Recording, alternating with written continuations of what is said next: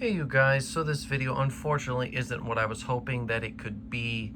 However, we're gonna make do because that's basically all I've been doing this year, getting screwed over and having to find a new way to manage, and typically that way also goes wrong at some point, but hey, for now this should be fine and it should stay that way. So anyways, I have a new fan, and why I say that this isn't what it was supposed to be, because typically these days I will have a ceiling fan up on the test rig, then just shoot a video talking about it, just briefly, and then go and show you anything else different. And then there's a separate demonstration video for all the speeds. But anyways, I put the new fan up on the test rig, and then it decided, yeah, not gonna be decent. And I'll show you once we see it. So anyways, yeah, as you can see by the Pacific Breeze box being back out, I decided to reinstall that one because it was easy to get to. First of all, everything I needed for it was right in its box over there. Also, it's cool. It's got a lot of power, so I figured, yeah, why not? Was gonna go solid state this time. However, both of my solid state controls gave me the worst speed ranges ever, so I just used the Fanimation 4 speed again. There's not going to be a remake for this. I literally recorded the other one in like October of last year or something like that, maybe November. Anyways, that video was decent. I even used the kilowatt in it, so there was literally absolutely no point in me remaking it, so I'm not going to. It's just here because it is. Also, it looks nice. Also very malaise. And who doesn't want malaise in their life? But if you think that thing is violently malaise, well, wait till you see this. Now, it does not have the malaise brown, okay, but it's still malaise. It's still very malaise. So we'll go take a look at that. Here it is. Possibly one of the most malaisey malaises to ever malaise a malaise. It is a Magic-Heat. That's right, it's a Magic-Heat, one of those plastic original knockoffs. And here it is. It's got the speed switch there, came with a light kit, which looked hideous because it was the wrong brass. And so yeah, this is it. Most likely from 1983. Came with, instead of cane, I got stencil, which is cool. And there's the glass, that set right there that came with the light kit. The blade arms are in here. And then here's the light kit. It kind of looks like one of those Corsican brass Fasco light kits. And it's a 4 light. It's basically exactly the same as the light kit that came on the Antique Brass Charleston. But instead of being antique brass, it's more like the Corsican brass. And yeah, in this bag here is all the hardware for it. So anyways, now I'll show you why I had to take it down. Like, so mechanically it's great. Runs fine. Of course, it's not a very good air mover, but we all sort of expected that from this. This one obviously has the Westinghouse stack motor. I don't know if anybody's found any of the early ones with the belt drive or whatever they had. But anyways, the problem is this. As you can see, down rod is spinning and spinning and spinning. And it never stops. It literally never stops.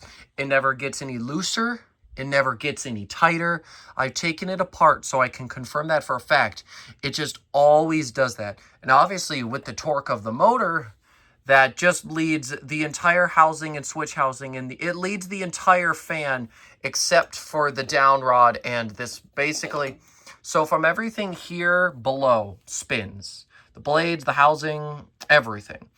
And that is because of the way that the fan down rod mounts in there. I don't even know if you can really see what's going on in there. But anyways, yeah. So with it being like that, I was like, well, chances are it's not going to fall because it doesn't unscrew or anything. But first of all, it would just look plain stupid. Second of all, while it doesn't look like anything could go wrong, that doesn't mean that that's necessarily the case. Something could have gone wrong. So I took it back down. It wasn't the worst. This is a pretty simple fan to install. The worst part is that every time I got to screw in the screws and mess with it more, I'm running more and more risk of breaking some of the plastic, which was the thing that pissed me off the most. If I was messing with, say, hell, even a rubber flywheel fan, or like just a spinner motor, it would be no problem because I can get replacement rubber flywheels. and spinner motors don't have that problem. But this one's got that special plastic flywheel, and if that breaks, I'm screwed. So that's why it was really frustrating, because this is something that you want to put up once, do your videos, do your pictures, and then either leave it up to display or take it back down and then just don't really touch it, because it's fragile. Literally everything is plastic on it. The down rod, the canopy, the housing, the blade arms, the switch housing, the flywheel. The only thing that's metal is the screws, this top mounting part. This here is rubber, and then the motor inside. And then the blades are balsa wood. So it's extremely lightweight, but the point is that it's all pretty fragile, pretty cheap, pretty malaise. The whole sort of idea of malaise, the best way I can explain it if you don't know, basically just that late 70s, early 80s time where everything was made a little bit cheaper. You know, you had the energy crisis, you had all that sort of stuff, and it just looks really old and outdated and just kind of chintzy, I guess. But that doesn't necessarily mean it's bad. Of course, in this case, it's not very good. I did, of course, test it on all 3 speeds quickly while holding it, and airflow, to say the least, sucked. I still think it definitely has an edge over the Sigma, and you're like, well, the Sigma's a 36-inch. Yeah, well, the Sigma sucks. It's terrible. So the fact that this one outperformed that is pretty good, because this is one of the worst air movers you can get. Would have been a lot better, except the real problem here, okay, if they'd used a better motor, this thing would have been a lot better, even with all the plastic. Still, it would have been a lot better. It would have hauled a lot more ass. But instead, they put a much smaller motor in there that honestly would be better off in like a portable box fan or something like that. And then what they had to do was, I don't know if anybody's actually ever seen this on the flywheel itself, but you could see there that special pitch that they had to do to undo the effects of like the 13, 14 degree pitch irons, because that was too much pitch for the motor to handle. The motor also is only rated at 200 RPMs. So, you know, all in all, it's just, they were trying to make a cheaper fan. You know, Dan's best theory on these is that somebody took an Island fans and was like, how can we make this cheaper? That's something he mentioned in his workbench video. Whether that's the case, we will never officially know, because we just aren't able to find any proof. But, you know, it is what it is. So anyways, still 20 bucks on Marketplace. Not a bad deal, especially for something as rare as this. Brass is definitely the most common finish. We found, I think, 4 of those. There's been a couple brown ones, a couple antique brass ones, a couple copper ones, 1 white one. I'm sure white and brass also exists, maybe brown and brass, and some other things as well. But yeah, they're all plastic. So yeah, still really cool, even if it's a pain in my butt and I'm really pissed off at it. Still, it's a cool fan, so, you know, it is what it is, and I'm very glad I've got it. This one's definitely going to be sticking around for a while. I actually really do like the way it looks. Like, appearance-wise, it's great, but performance-wise and quality-wise, it sucks. So it only checks one of the 3 major boxes, so yeah, definitely a rather pitiful fan, but hey, you know, it is what it is.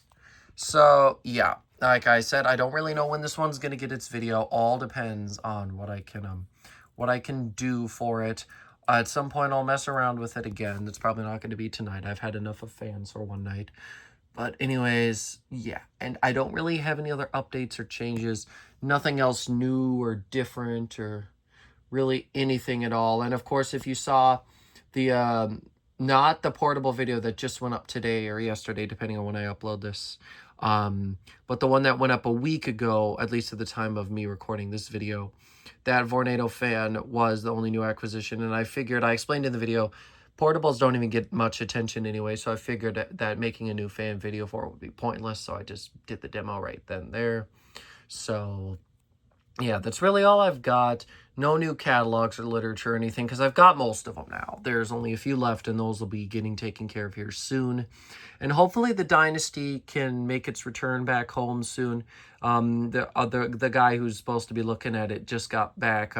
Well, there's been the 4th of July and then vacation time, so he's just finally getting back into the swing of work. So hopefully I'll know more about that fan soon. So anyways, that's all I've got. Thanks for watching, and I'll see you later. Goodbye.